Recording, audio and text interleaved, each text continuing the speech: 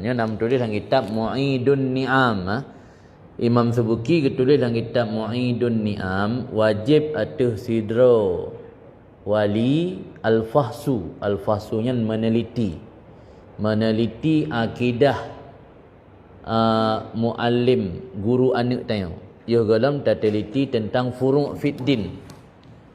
Yang sudah sampaikan ke masyarakat. Masyarakat waktu anak kena juk buat sira gure, wajib geteliti akidah leh. Akidah gurean, calon gure anak. Ia galam geteliti agama. Baik yang penting saya kaji ke hafai fikih kan, kaji ke hafai hadis akidah nak tahu. Ajuk ju naik pak masa lulusan Timur Tengah hadis mentang bina kutubus sittah laulai tak ajuk ju tanya anak kenal. Hafai Quran, hafai hadis, akidah nak periksa. Yang kewajiban nan, payah periksa akidah le. Orangnya letak kesalahan nurun tanya, hana awal ke periksa akidah ni. Karena yakin ke gurenyan sejuk hafai kitab, juga hafai ayat, juga hafai hadis, tak ajuk ju anak kenal. Nanti tuan anak kenal kai bersalah amalan gakyan.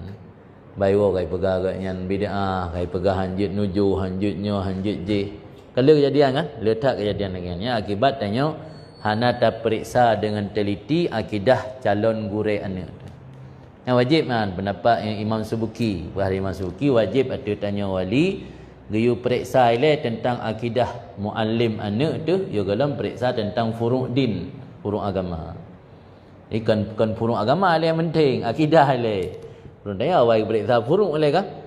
Tanya ngaknya lulusan bani puna doktor ka pu galam kan. Mangkana doktor kaya yakin juga jo jani bagaknya yang penting doktor.